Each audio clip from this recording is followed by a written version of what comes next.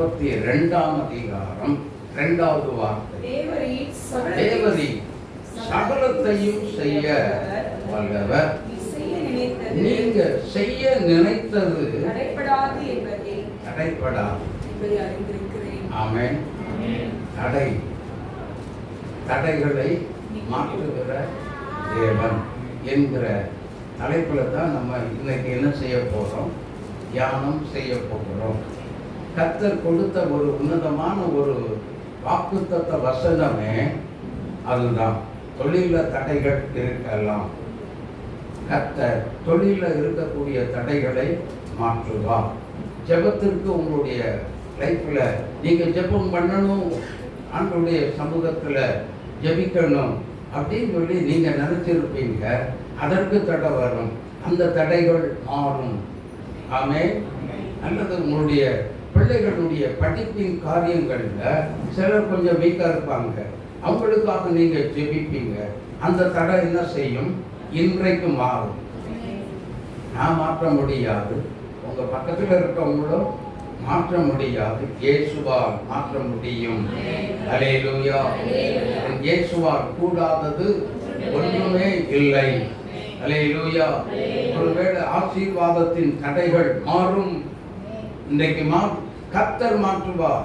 ஆசீர்வாத குறைவுகளிலேயே நீங்க வந்துகிட்டே இருக்கலாம். ஆனால் தேவனாகிய கர்த்தர் அந்த ஆசீர்வாதத்துக்கான தடைகளை கர்த்தர் இன்றைக்கு மாற்றி உங்களுக்கு ஒரு அற்புதத்தை ஆண்டவர் செய்யும்படி இறங்கி வந்திருக்கிறார். அல்லேலூயா, அல்லேலூயா. வேத வாசிப்புக்கு தடை எல்லாமே வரும், கர்த்தர் ஆராதிக்கிறதற்கு தடை எல்லாமே வரும். வியாதியில என்னதான் நல்லா ஜோமணி பாருங்க, சில வியாதிகள் நம்மை விட்டு என்ன செய்யாது, போகவே போகாது. அப்போ நாம என்ன செய்யணும், ஐயோ இது போக மாட்டேங்குது அப்படிலாம் சொல்லிட்டே உட்கார்ந்துட்டு இருக்க கூடாது. இயேசுவின் நாமத்தில் இது வெளியேறி போய் விட்டது. இந்த விலகினம் எனக்குள்ள இல்லை. கர்த்தர் சுகம் கொடுத்துட்டாங்க, விடுதலை கொடுத்துட்டாங்க, நான் அதை நம்புறேன், ஏற்றுக்கொள்ளுகிறேன் அப்படின்னு சொல்லி நம்ம என்ன செய்யணும், விசுவாச அறிக்கை செய்யணுங்க. எனக்குள்ள விலகினம் இல்லை, அவ்வளவுதான். இல்லைன்னா இல்லைதான். சரி, தடைகளை நீக்கி போடுகிற தேவன். கண்களை மூடி நாம் ஜெபிப்போம். எல்லாரும் ஜெபிக்கலாம். ஆண்டவரே, எங்களோடு பேசுங்க. மகிமை ராஜாவை எங்களோடு பேசுங்க. ஒரு மனிதனுடைய குரல் நாங்கள் கேட்க விரும்பி வரவே இல்லை. ஆண்டவரே, உடைய அன்பின் குரல், உடைய இன்பமான குரல், மெல்லிய குரல், ஏதோ மரங்களை பொறித்த வல்லமை நிறைந்த அந்த குரல் கேட்கும்படி வந்து பேசும் பேசும் அடியார்களாய் இருக்கிற நாங்கள் கேட்கிறோம். நீங்க மகிமைப்படுவீர்களாக. ஏசப்பா, ஏசப்பா, பேசுங்கப்பா, பேசுங்கப்பா. இந்த வசனத்தின் அடிப்படையில் நீங்க பேசுங்க. பல மக்கள் இன்றைக்கு ஜெபிப்பதற்கு தடையான காரியங்கள் இருக்கிறது. காலம் இதால் வேளை எழுந்திருந்து ஜெபிக்க முயற்சி செய்கிறார், ஆனால் முடியவில்லையே. அப்படிப்பட்ட மக்களுக்கு ஜெப ஆவியின் வல்லமையை கொடுத்து அப்படிப்பட்ட தடையை மாற்ற வந்திருக்கிறது. நன்றி. வீட்டில் ரட்சிக்கப்படாத பிள்ளைகளுக்காக ஜெபித்து சோர்ந்து போன பிள்ளைகளும் இந்த கூட்டத்துக்குள்ள இருக்காங்க. அந்த பிள்ளைகளுக்காக ரட்சிப்புக்காக போராடின காலம் உண்டு. ஆனாலும் மனம் உடைந்து அவங்க ரட்சிக்கப்படாததுனால இன்றைக்கு ஜெபிப்பதே நிறுத்திட்டாங்கப்பா. மறுபடியும் கர்த்தர் தட்டி எழுப்பும்படியாக ஜெபிக்கிறோம். மகிமைப்படுவீராக. ஆண்டவரே, நீங்க பேசுங்க. ஆராதித்த தடை இயேசுவே, இப்படிப்பட்ட தடைகள் எல்லாத்தையும் உடைத்து தகர்த்தது மட்டும் முடியும். நாங்கள் விசுவாசித்து உண்மை துதிக்கிறோம். நீங்கள் ஆளுகை செய்து பேசுங்க. வசன கிரியைகளை நடப்பிக்க வேண்டுமாய் நாங்கள் ஜெபிக்கிறோம். நீரை மகிமைப்படுவீர்களாக. இயேசு கிறிஸ்துவின் நாமத்தில் ஜெபிக்கிறோம் எங்கள் நல்ல பிதாவே. ஆமென், ஆமென், ஆமென், அல்லேலூயா. எல்லாரும் தெரிஞ்ச ஒரு பாட்டு தான், பாடலாமா? வாரும் ஐயா போதகரே வந்தமிடம் தங்கிவிடும் என்று எல்லாரும் கைதட்டி உற்சாகமா நான் பாடுவோம். வாருமையா போதகரே வந்தமிடம் தங்கிவிடும் சேருமையா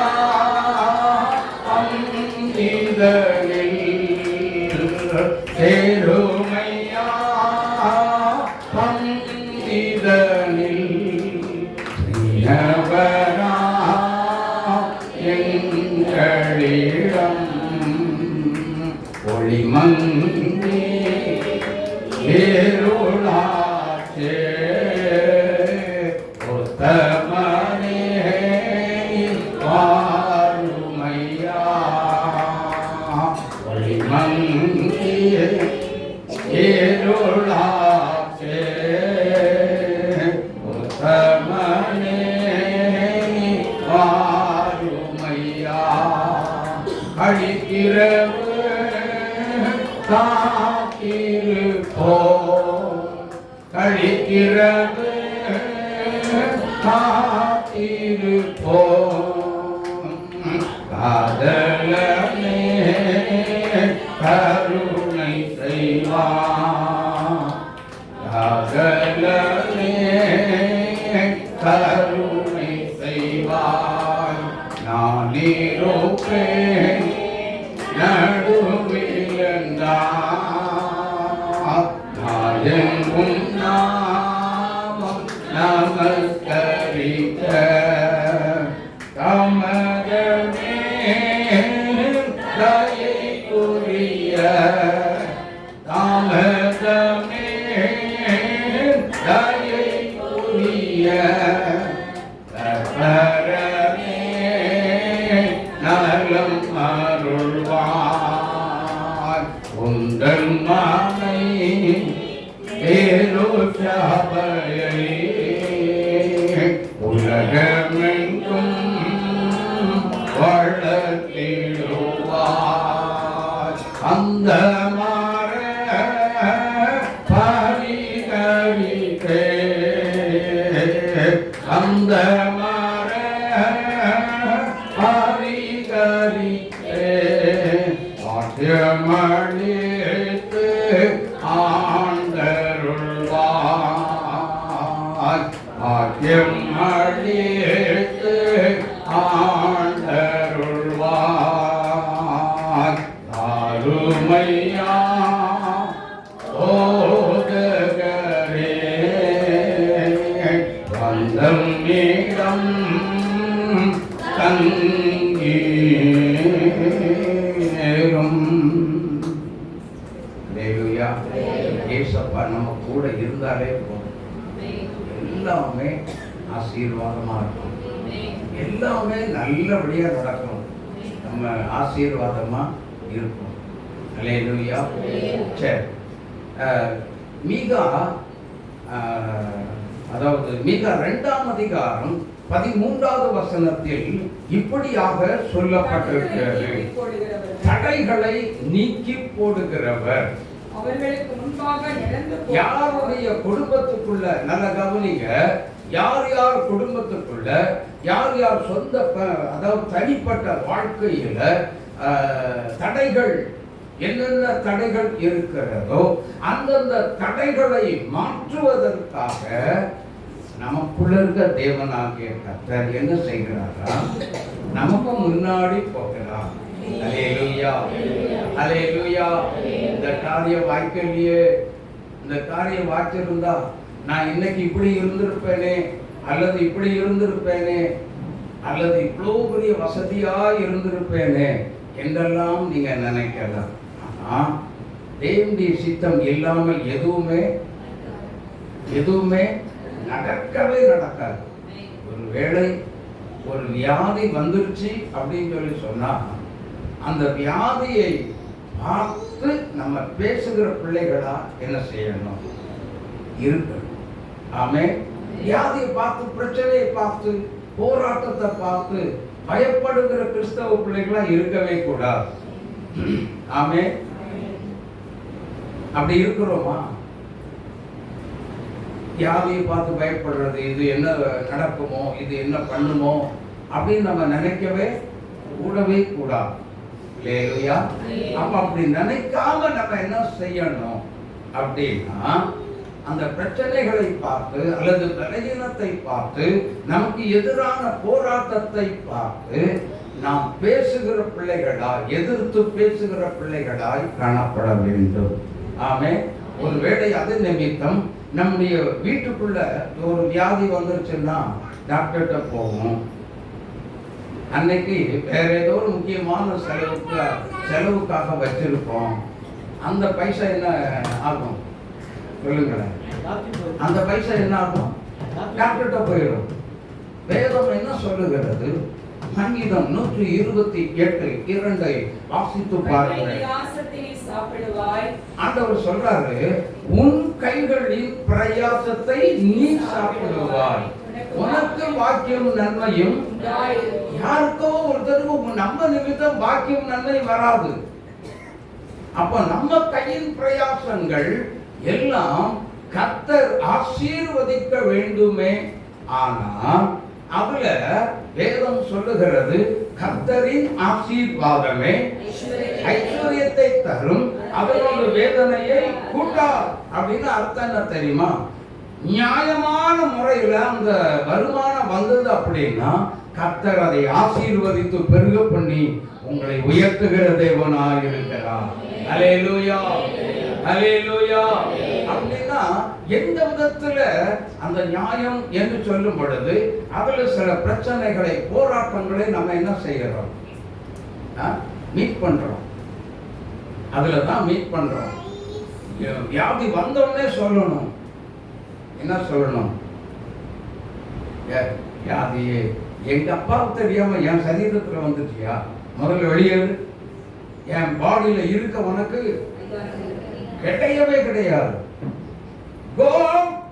அவ்வளவுதான், ஒரே நொடி இயேசுவின் நாமத்தில் வெளியேறு. அவ்வளவுதான். எல்லாம் ஒரு பெரிய ரிஸ்கான, இதுக்கெல்லாம் ரிஸ்க் எடுத்து வேலை செய்து இதுக்கு ஒரு உபவாசத்தை போட்டு 3 நாள் உபவாசத்தை போட்டு ஜெபிக்க வேண்டிய அவசியமே இல்லை. ஆமே, ஆமே. அப்போ நம்ம கிட்ட அதிகாரம் இருக்கிறது. கர்த்தர் ஒரு அத்தாரிட்டியை கொடுத்திருக்கிறார், அதிகாரத்தை கொடுத்திருக்கிறார். அந்த அதிகாரத்தை என்ன செய்யணும்? நமக்குள்ளதாங்க இருக்கு.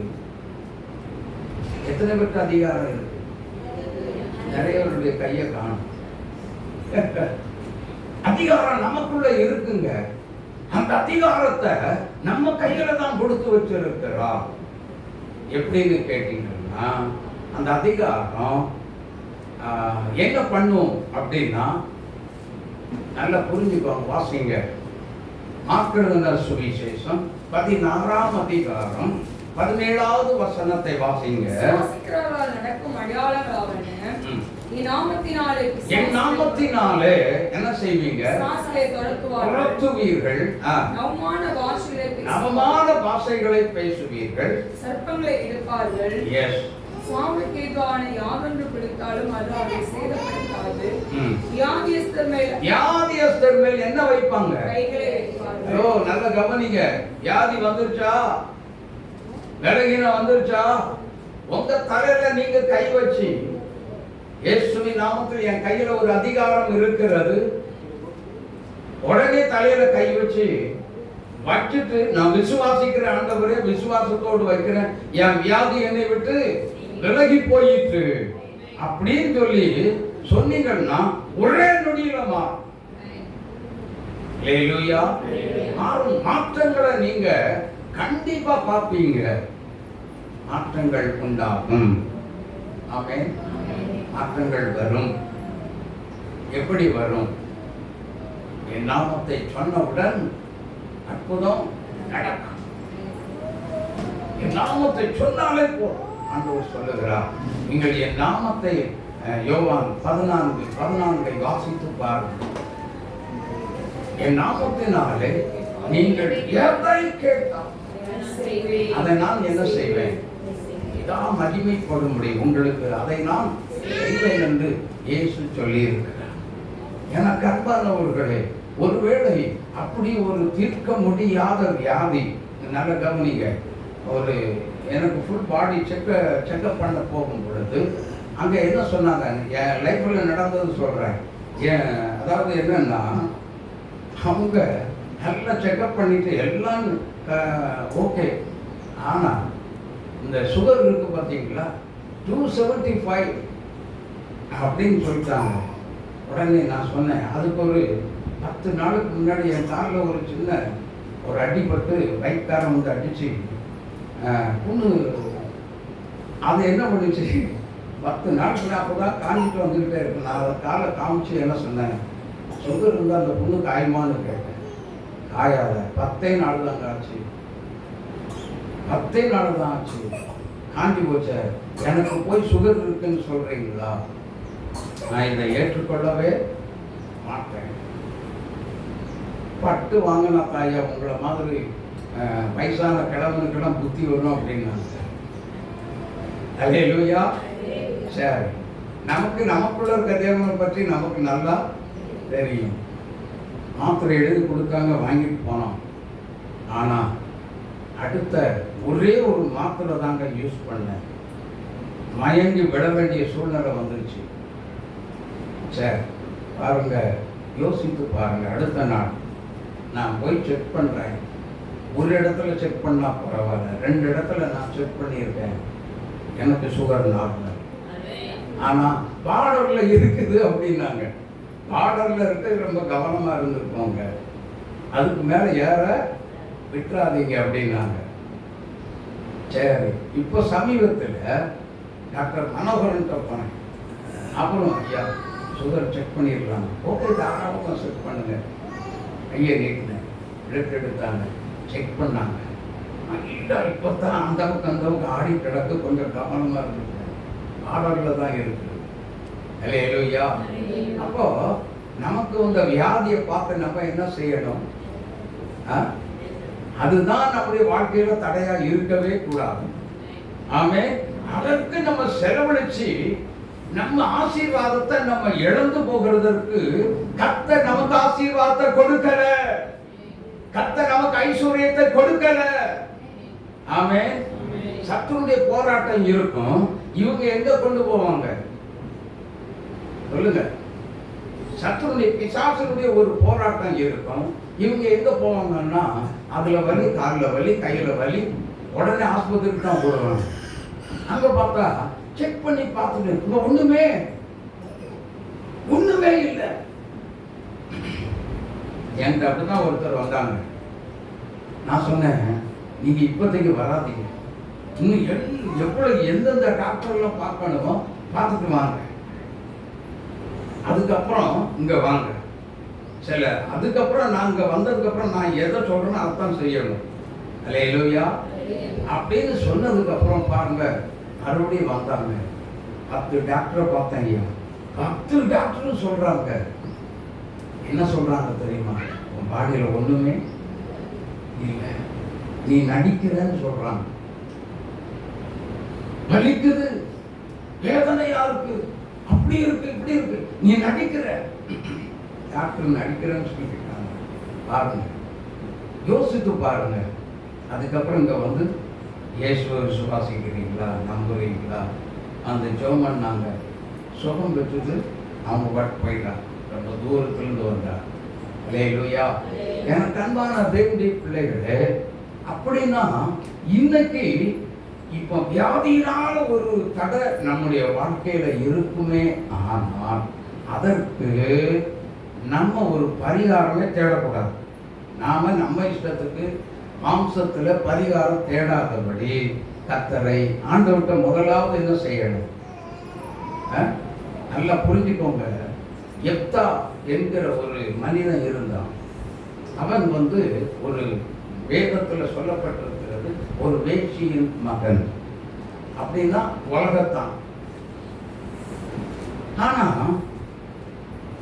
அவன் எங்க போனான் அப்படின்னா ஒரு நாட்டுக்கும் இன்னும் தன்னுடைய ஜாதி ஜனத்திலிருந்து தள்ளப்பட்டவன், ஒதுக்கி வைக்கப்பட்டவன். ஆனா எல்லாரும் எதிரி சண்டைக்கு வரும் பொழுது நேரம் எங்க ஓடி வராங்க? அவன்கிட்ட தான் ஓடி வராங்க. எப்பா எத்தாவா நீ எங்களுக்கு தலைமை வாங்கி இந்த போர் நடத்தணும், நீ தான் நடத்தணும் அப்படின்னு சொன்ன பொழுது எப்தா என்ன சொல்றான் தெரியுமா? வேற எங்கேயும் ஓடல. எப்தா தன்னுடைய காரியங்களை மிஸ்பாவிலே சொல்றான். ஆமென், ஆமென். உலகத்தானா இருந்தாலும் கர்த்தரை தேட வேண்டும் என்கிற ஒரு அறிவு இருந்துச்சு. அந்த யுத்தத்துல வெற்றி பெற்றான், ஜெயம் பெற்றான். அல்லேலூயா, அல்லேலூயா. இதே போலத்தான் தேவனுடைய பிள்ளைகளை எப்பேற்பட்ட வியாதி நம்முடைய வாழ்க்கையில் தடைகளை கொண்டு வரட்டும், சத்துரு கொண்டு வரட்டும், பலகீனங்களை கொண்டு வரட்டும், அல்லது நிரந்தரமாகவே நம்முடைய சரீரத்தில் இருக்கிறதற்காக கொண்டு வரட்டுமே, கிறிஸ்தவங்களை எதிர்த்து வைத்திருக்கிறார் தெரியுமா? ஹலோ, நல்ல கவனிங்க. வியாதி கண்டு கோலத்தனமா கூச்சல் போடுறதுக்கு அல்ல, சத்துருவுக்கு சவாலாய் நின்றுதான் அவனை மேற்கொள்வதற்காகத்தான் இந்த கிறிஸ்தவங்களை கர்த்தர் ஏற்படுத்தி இருக்கிறார். நம்ம சாட்சிக்கு நம்ம எப்படி நிக்கணும்? சவாலா நிற்கணும், சவாலா இருக்கணும். அதுதான் ஆண்டவர் விரும்புகிறார். அல்லேலூயா. எனக்கு அன்பான கர்த்தருடைய பிள்ளைகளே, இந்த வியாதியினால நம்முடைய ஆசீர்வாத குறைவுகள் நம்முடைய குடும்பத்துக்குள்ள வரலாம். அந்த தடை இந்த மாதத்தோடு கர்த்தரால் நிறுத்தப்படுகிறது. கரந்தட்டி இயேசுவை மகிமைப்படுத்துவோம். அல்லேலூயா, அல்லேலூயா. உங்க பலகீனம் மாறுகிறது அப்படின்னா இது ஜோசியம் ஒன்று சொல்லல, குறி ஒன்று சொல்லல, கர்த்தருடைய வசனத்தை தான் நாங்க சொல்றோம். அல்லேலூயா. கர்த்தர் மாற்ற உண்மை உள்ள தேவன். என்ன உச்சிலிருந்து உள்ளங்கால் வரைக்கும் தொட்டு என் சரீரத்தில் இருக்க பலகீனமே என்னை விட்டு வெளியேறு அப்படின்னு சொல்லி பாருங்க, ஒரே நொடிதான். அல்லேலூயா, அல்லேலூயா. எனக்கு அன்பான தேவனுடைய பிள்ளைகளே, அடுத்த ஒரு தடை என்ன தெரியுமா? வாசிங்க ஏசாயா தீர்க்கதரிசன புத்தகம் 59ஆம் அதிகாரம் 1, 2 வசனங்களை வாசிக்க. இதோ ரட்சிக்க கூடாதபடிக்கு கர்த்தருடைய கை குறுகி போகவும் இல்லை, கேட்க கூடாதபடிக்கு அவருடைய செவி மந்தமாகவும் இல்லை. உங்களுடைய அக்கிரமங்களே உங்களுக்கும் உங்கள் தேவனுக்கும் நடுவாக பிரிவினை உண்டாக்குகிறது.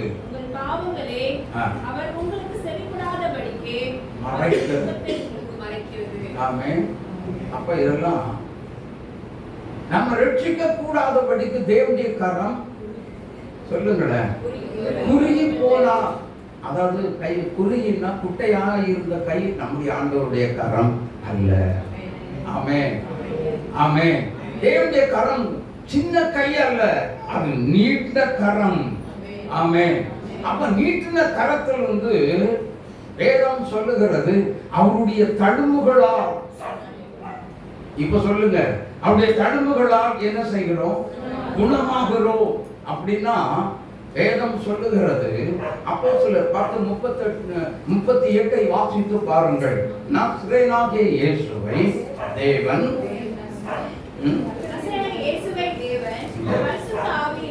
பரிசுத்த ஆவியினாலும் வல்லமையினாலும் அபிஷேகம் பண்ணினார்.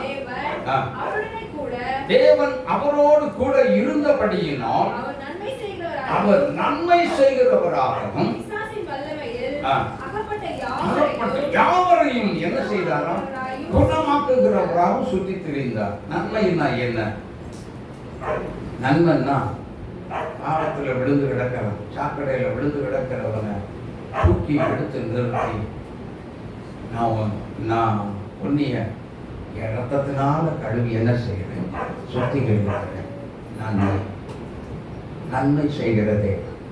இதற்குத்தான் இந்த உலகத்துக்கு நம்முடைய அருள்நாதர் இயேசு இந்த உலகத்துக்கு வந்தார்.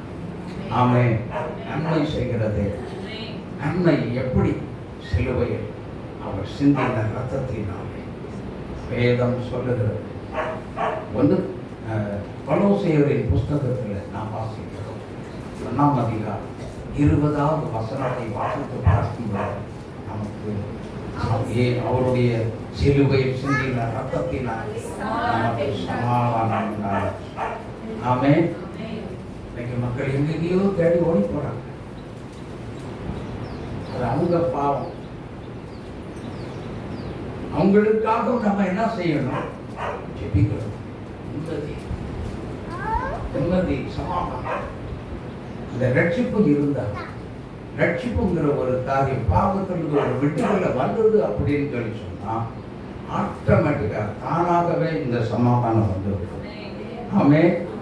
ஆமென். அப்போ இன்றைக்கு மனித சமுதாயம் தடையிலே கிடக்கிறது. தடை. யார் கர்த்தரை தேடுகிறார்களோ, உருக்கமா யார் தேடுகிறாங்களோ அவங்க மேல தேவனுடைய கரம் நீட்டப்படும். ஆமென்.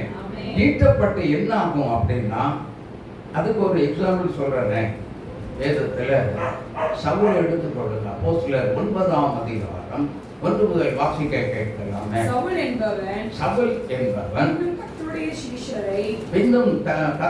சீஷர்களை பயமுறுத்தி கொலை செய்யும்படி பிரதான ஆசாரியத்திற்கு போய்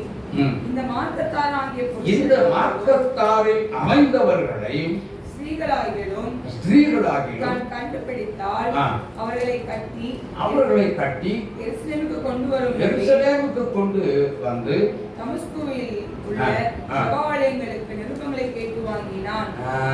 அவன் பிரயாணமாய் போய் தமஸ்குவுக்கு சமீபித்த போது சடுதிலே வானத்திலிருந்து ஒரு ஒளி. நடுவுல அவன் போயிட்டே இருக்கிறாங்க 3 பேரு. திடீர்னு ஒரு வெளிச்சம் வானத்திலிருந்து வெளிச்சம் விழுகிறது. விழுந்த உடனே ஒரு காரியம் சம்பவம் நடக்குது. அவனை சுற்றி பிரகாசித்தது. அவன் தரையிலே விழுந்தான். அவன் தலையில என்ன செய்தான்? விழுந்தான். நல்லா புரிஞ்சுக்கோங்க. எவ்வளவுதான் கொடுமைப்படுத்தினாலும் துன்பப்படுத்தினாலும் என்னதான் அடிச்சாலும் உதைச்சாலும் ஒரு காரியம் நடக்கிறது. தேவ பிரசன்னத்துக்கு முன்பதாக எந்த நபரும் எந்த மனுஷனும் நிற்கவே முடியாது. ஆமென். கீழே விழுந்தான் இல்லையா? சபையில் இவ்வளவு பெரிய ஆள் கையில கீழே விழும்போதும் ஒளி விழும்போதும் கையில் என்ன இருக்கு? சபையை பாழாக்கக்கூடிய தேவ பிள்ளைகளை அடித்து நொறுக்கி கைது பண்ணக்கூடிய அதிகாரம் அவனுடைய கையில் இருக்கிறார். ஆனா கையில இருக்குதே தவிர அவனால் செயல்பட முடிந்ததா? இப்ப சொல்றேன், கர்த்தருடைய பிரசன்னத்துக்கு முன்பதாக யாராலும் ஒண்ணுமே செய்யவே முடியாது. ஆமென். கர்த்தருடைய தேவ பிரசன்னம் நம்மேல் இருந்தால் அது நம்மை பாதுகாக்கும், நம்மை ரட்சிப்புக்குள்ள வழி நடத்தும். ஆமென். ஆமென். தடைகள் நீங்கும் தேவ பிள்ளைகள். அப்ப அதுக்கு நம்ம என்ன செய்யணும்? நம்ம என்னங்க செய்யணும்? இந்த தடையெல்லாம் மாறணும் அப்படின்னு சொல்லி சொன்னா, எனக்கு இந்த நல்ல தடை மாறி போச்சு, இயேசுவின் நாமத்தில் மாறி போச்சு, விசுவாச அறிக்கை செய்தால் மட்டும் போதாது. கூடவே என்ன செய்யணும்? கவனிக்கிறீங்களா? கூடவே என்ன செய்யணும் தெரியுமா? தேவ சமூகத்துல முழங்கால் படியாது. ஆண்டவரே, என்னை கண்ணோக்கிப்பார். எனக்கு வந்த தடை என் வாழ்க்கையில் ஒரு பெரிய ஏமாற்றத்தை கொண்டு வருகிறது. இந்த தடைகளை என்னை விட்டு நீ எடுத்து போடும் என்று சொன்னார். ஒரே நொடியில் என்ன செய்வார்? கர்த்தர் எடுத்து மாற்றி போடுவார். ஆமென். ஆமென். மாற்றுவாரா? ஒரே ஒரு சின்ன ஜெப குறிப்பு வேதம் சொல்லுகிறது. பிலிப்பியர் 4:6 என்ன சொல்லி, இதுக்காக வேண்டி மனதில் சஞ்சலப்பட்டு கவலைப்படலாமா? ஒன்றுக்கும் கவலைப்படாமல். வசனம் என்ன சொல்லுகிற அதை படிங்க முதல்ல. தெளிவா இருக்கு. நீங்கள் ஒன்றுக்குமே என்ன செய்யாதீங்க. இந்த வசனம் எல்லாம் நம்ம அவ்வப்போது ரெடிமேடா வச்சுக்கிடணும் உள்ளத்துல. நீங்கள் ஒன்றுக்கும் கவலைப்படாதீங்க. முதல்ல பக்கத்தில் இருக்கவங்கள பார்த்து சொல்லுங்க. முதல்ல எந்த பிரச்சனையா இருந்தாலும் நீங்க கவலைப்படாதீங்க சொல்லுங்க. நீங்க கவலையே படாதீங்க. கவலைப்பட சொல்லி இயேசுநாதர் சொன்னாரா? சொல்லுங்க. கவலையே வேண்டாம். கவலைப்படுறதுனால உங்க வியாதியை நீங்க எடுத்து விட முடியுமா? உங்க பிள்ளைகளுக்கு இருக்கிற பலகீனத்தை நீக்க முடியுமா? முடியாது.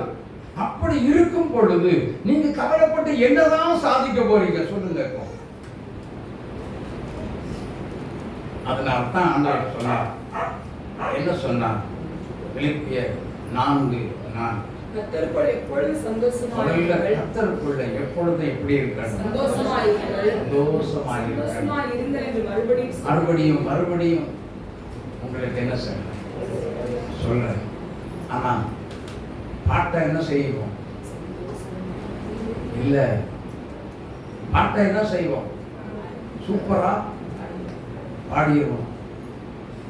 ஆனா வீட்டுக்குள்ள பையன் வயிற்றுல இருந்து கீழே விழுந்துட்டான்னு சொல்லி தெரிஞ்சா போதும். ஐயோ ஏதோ என்ன நட்டுக்கும். அவங்க நட்டுக்கிட்டே நின்றுட்டு இருப்பாங்க. பதஷ்டம். ஒன்று சொல்றேன், பிரச்சனைக்கு முன்னாடி இன்னைக்குள்ள என்னைக்குமே பதஷ்டமே அடையாது. அல்லேலூயா. பயமும் அடையாதீங்க, பதஷ்டமும் அடையாதீங்க. அந்த தகவலை கொடுத்தது யாருன்னா அவங்க பையன் தான்.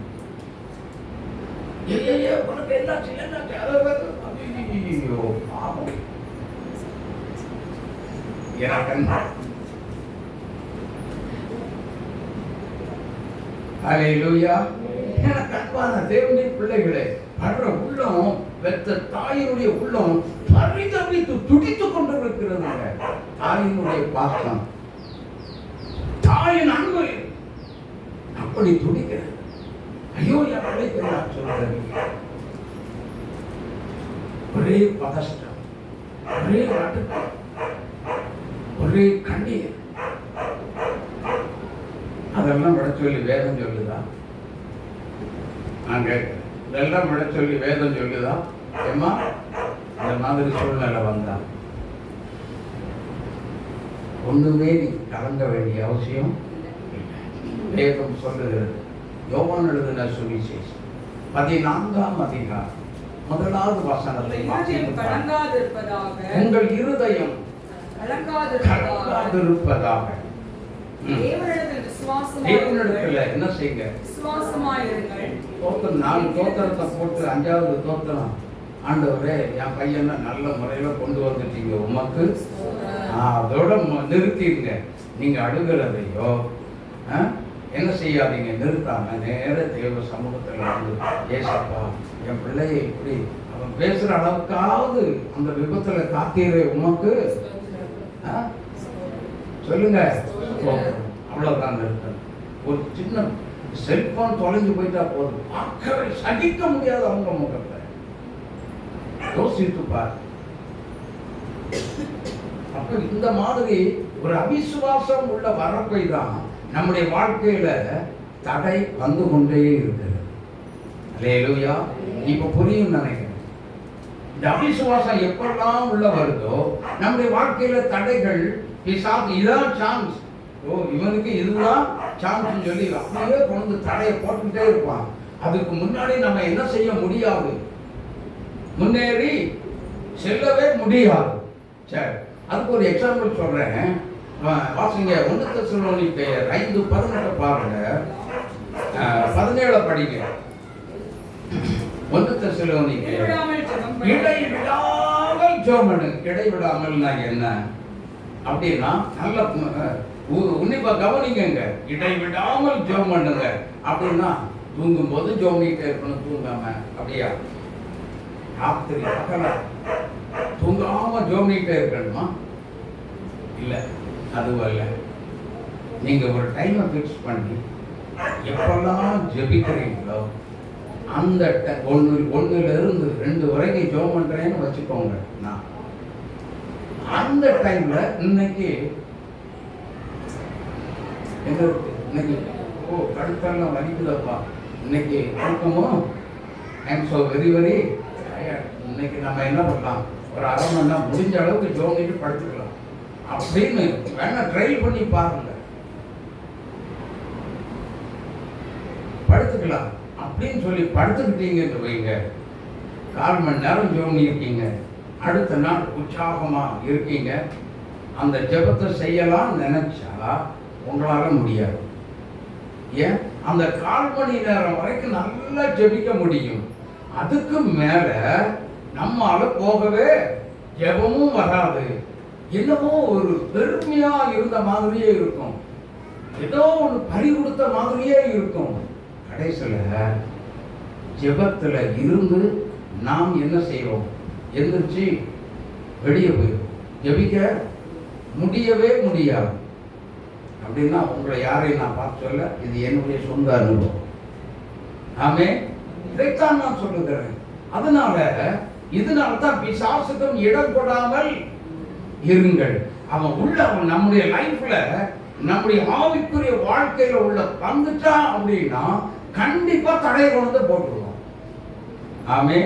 அப்போ இது என்னன்னா வாசித்தீங்கன்னா அது வேத வாசிப்பு, ஜெபம், இந்த மாதிரி காரியங்களுக்கு தடை. தானியேலுடைய வாழ்க்கையில தானியேல் 6ஆம் அதிகாரம் 10வது வசனத்தை நீங்க படிச்சு பார்த்தீங்கன்னா அங்கே ஒரு காரியத்தை ஒரு தடை வருது ஜெபிப்பதற்கு. தானியேலோ என்றால் அந்த பத்திரத்தில் கையெழுத்து வைக்கப்பட்டது என்று அறிந்த போதிலும் தன் வீட்டுக்குள்ளே போய் தன் மேல் அறையிலே எருசலேமுக்கு நேராக வழக்கறிஞர் திறந்திருக்க அங்கே தான் முன் செய்து வந்தபடியே தினமும் 3 வேளையும் தன் தேவனுக்கு முன்பாக முழங்கால் படியிட்டு ஜெபம் பண்ணி ஸ்தோத்திரம் செலுத்தினான். தினமும் என்ன செய்தான்? ஆனா அது அந்த வசனத்தினுடைய முன்பகுதி என்ன சொல்லப்பட்டிருக்கிறது, அந்த தடை பத்திரத்துக்கு கையெழுத்து வைக்கப்பட்ட போதிலும். எதுக்கு தடை?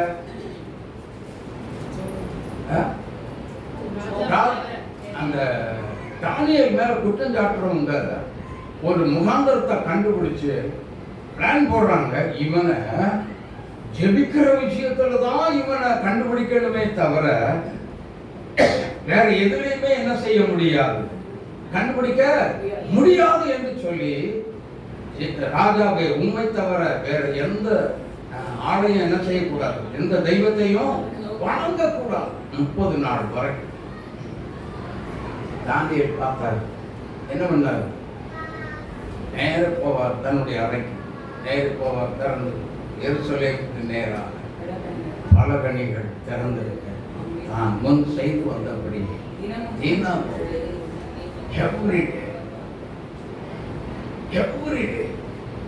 ஒரு மாற்றமும் இல்லை. எப்பப்பெல்லாம் ஜெபம் பண்ணார் அப்பப்பெல்லாம் ஜெபிக்க ஆரம்பித்தார். எத்தனை வேளை? ஹலோ, எத்தனை வேளை? இங்க பாருங்க, எத்தனை வேளை?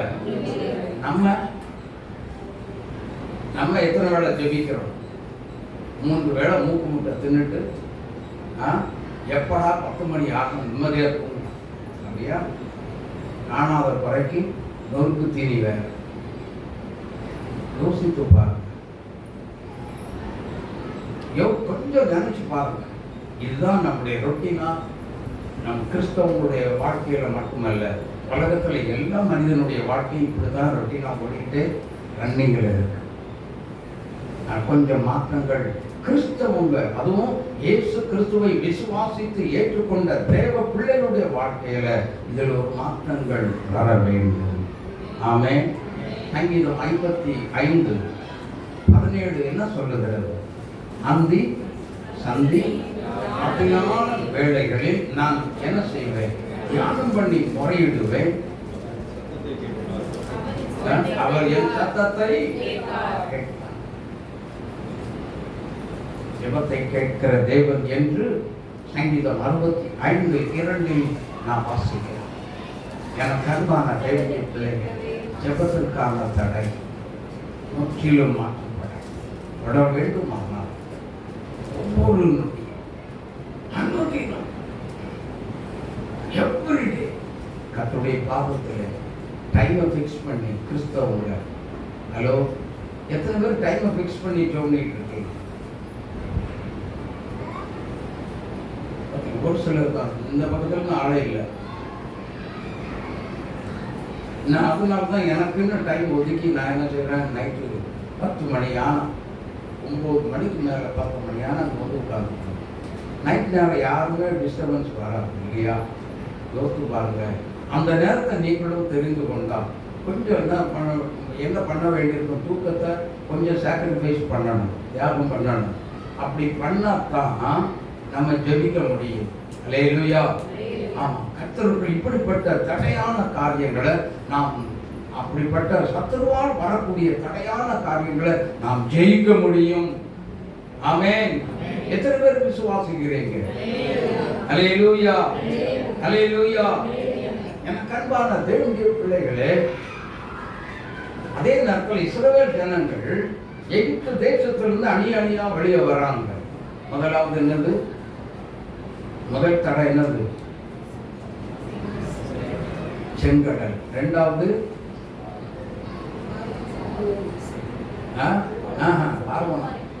இரண்டாவது தடை நாங்க எரிகோ. அல்லேலூயா. மூணாவது யோர்தான் நதி. இதெல்லாம் வருஷே ஒன்றன் பின் ஒன்றாக தடையாகவே வந்து கொண்டிருக்கிறது. அல்லேலூயா, அல்லேலூயா. யோசித்து பாருங்க. அந்த நல்லா புரிஞ்சுக்கோங்க. செங்கடலுக்கு முன்னாடி நின்று பின்னாடி பார்த்தா பார்வோனின் சேனை வந்துகிட்டு இருக்கு. நடுக்குறாங்க, பயப்படுறாங்க. மறுபடியும் நம்மளை கொண்டு போய் கஷ்டப்படுத்துவாங்களோ, இவங்க போய் கொண்டு போய் அடிமைப்படுத்திடுவாங்களோ அப்படின்னு சொல்லி பயப்படுறாங்க. ஆனா வேதம் என்ன சொல்லுகிறது? யாத்திரையாகமம் 14:13 சொல்லுகிறது, என்று கண்ட எகிப்தியனை நீ என்றைக்கு இனி காண மாட்டீர்கள். ஆமென். இன்னைக்கு உங்க வாழ்க்கையில என்னென்ன தடை இருக்கிறதோ, யாவையை நீக்க முடியாத தடைகள் இருக்கலாம், அல்லது உங்களுடைய குடும்பத்தில் இருக்க பிரச்சனைகளுக்கு தடைகள் நீக்க முடியாத தடைகள் இருக்கலாம். ஆனால் இன்றைக்கு கர்த்தர் சொல்லுகிறார், இன்றைக்கு உன் குடும்பத்துக்குள்ள இருக்கிற வாழ்க்கை, உன் தனிப்பட்ட வாழ்க்கையில் இருக்கிற பிரச்சனை, போராட்டம், பலகீனம் எதுவாக இருந்தாலும் இந்த கூடாரத்தை விட்டு நீ வெளியில் போகும் முன்பதாகவே உன் சரீரத்தை விட்டு வெளியேறும். ஆண்டவர் விடுதலை கொடுக்க ஆயத்தமாய் இந்த கூட்டத்துக்கு உள்ளே உலாவிக் கொண்டிருக்கிறார். ஹல்லேலூயா. ஜெபிக்க முடியவில்லை என்று சொல்லி ஏக்கத்தோடு வந்திருக்கலாம். ஆனால் இன்றைக்கு எனக்கு அப்படிப்பட்ட ஜெபஹாவின் அபிஷேகம் எனக்குள்ள தேவையானவரே என்று கேட்கிற யாவருக்கும் கர்த்தர் கொடுக்க ஆயத்தமாய் இருக்கிறார். தடை மாறுகிறது, தடையை கர்த்தர் மாற்றுகிறார். யாரும் விழுந்திருக்கலாம். ஒரு மனுஷன் மாற்ற முடியாது. ஹல்லேலூயா, ஹல்லேலூயா. ஒரே ஒரு நிமிஷம் ப்ளீஸ், டக்குன்னு எழுந்திருங்க. எல்லா தடைகளையும் மாற்று கர்த்தர் என்னோடு கூட இருக்கிறார். ஹல்லேலூயா. இயேசுவே எனக்கு இறங்கும். எல்லாம் வாயை திறந்து கேட்டு ரட்சிக்க கூடாதவர்கள், கர்த்தருடைய கரம் குறுகி போவதில்லை. ஆராதிக்க முடியாதவருடைய தடை, இஸ்ரவேல் ஜனங்களுக்கு ஆராதிக்க முடியாதவருடைய தடை, அந்த தடை இன்னைக்கு மாறும். எந்த ஊருக்கு போனாலும் தடை இல்லாம இருக்கணும். எந்த இடத்துல போனாலும் கர்த்தரை கனப்படுத்துகிற தடை வராம விட்டவே கூடாது. அதுக்கு இடமே கொடுக்காதீங்க. நான் கர்த்தரை ஆராதிக்க வேண்டும், என் ரட்சகரை நான் ஆராதிக்க வேண்டும், என்னை என் பாவத்தை மன்னித்தவரை நான் ஆராதிக்க வேண்டும். ஹல்லேலூயா. ஆண்டவரோடு பேசுங்க. சாத்ராக், மேஷாக், ஆபேத்நேகோ என்பவர்களே, தானியேல் 3:17 வாசிக்கிறோம். நாங்கள் ஆராதிக்கிற எங்கள் தேவனாகிய கர்த்தர் எங்களை விடுவிக்க வல்லவராக இருக்கிறார். ஹல்லேலூயா. இயேசுவே உமக்கு நன்றி. பேசுங்க, ஏசப்பா கூட பேசுங்க.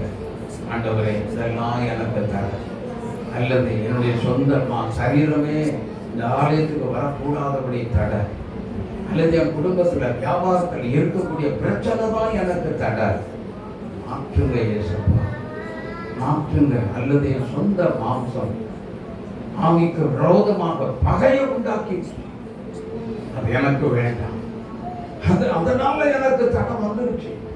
தயவு செய்து உதவி செய்யுங்க ஏசப்பா. அன்றாடுவோம், கேட்கலாம் கேட்கலாம் கேட்கணும், கேட்கிற எவரும் பெற்றுக் கொள்கிறான். ஒரே ஒரு நாள் ஆண்டவர்கிட்ட கேட்டா போதும், கர்த்தர் அற்புதத்தின் தேவனா இறங்கி வந்து விடுகிறார். ஹல்லேலூயா, ஹல்லேலூயா, ஸ்தோத்திரம் ஸ்தோத்திரம். வியாதிகள் தொல்லைகள் தோல்வியோ வாழ்க்கையில் என்ன ஏக்கமோ, வியாதிகள் தொல்லைகள் தோல்வியோ வாழ்க்கையில் என்ன ஏக்கமோ, கண்ணீரால் உந்தன் படுக்கையோ கலங்காதே மன்னன் இயேசு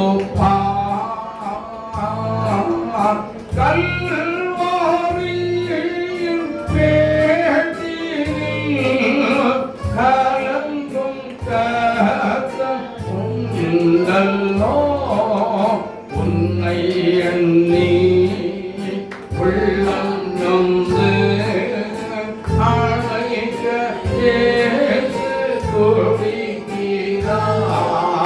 கவலையே கலக்கமே கர்த்தர் இயேசு அழைக்கிறார். அன்பின் தேவன் இயேசு உன்னை அழைக்கிறார். மனிதனின் அன்பு மாறலாம், மறைவாக தீரு பேசலாம். மனிதனின் அன்பு மாறலாம், மறைவாக தீரு பேசலாம்.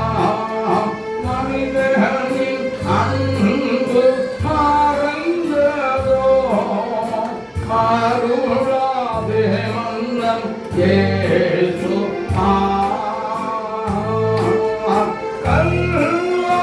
கல்வாரியின் பேட்டினில் கலங்கும் கர்த்தர் உண்டல்லோ, உன்னை எண்ணி உள்ளம் நொந்து அழைக்க இயேசு துடிக்கிறார்.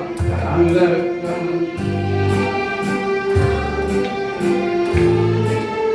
கர்த்தர் இயேசு அழைக்கிறார். அன்பின் தேவன் இயேசு உன்னை அழைக்கிறார். நாம் ஜெபிப்போம். நீங்கள் நல்ல பிதாவே, ஆண்டவரே, இயேசுவின் நாமத்தில் இந்த மாதத்துக்கு கொடுக்கப்பட்ட வாக்குத்தத்தத்துக்காக உமக்கு நன்றி. இயேசுவே, வியாதியோடு பலகீனத்தோடு சுகவீனத்தோடு அந்த பிள்ளைகள் ஒவ்வொருவரையும் தொடுவீராக. குணமாக்குங்க. காயப்பட்ட கரம் நீட்டி நீ தொட்டு நீ தடுப்புகளால் பிள்ளைகள் குணமடையட்டும். இயேசு கிறிஸ்துவின் நாமத்தில் விடுதலை வரட்டும், சுகம் உண்டாகட்டும். ஆண்டவரே, எலும்பு வலியினால் பாதிக்கப்பட்ட பிள்ளைகள் இருக்கிறார்கள், அவர்களை குணமாக்க. உடல் பிரச்சனையினால் சம்பந்தப்பட்ட பிள்ளைகள் வந்திருக்கிறார்கள், மனது உருகி நீங்க தொட்டு பிள்ளைகளை குணமாக்கி விடுதலை நீர் கொடுத்து அனுப்புவீங்களா, மகிமைப்படுவீங்களா? தெய்வ கருத்தில் படித்து ஜெபிக்கிறோம். இயேசு கிறிஸ்துவின் நாமத்தில் ஜெபிக்கிறோம் எங்கள் நல்ல பிதாவே. ஆமென், ஆமென்.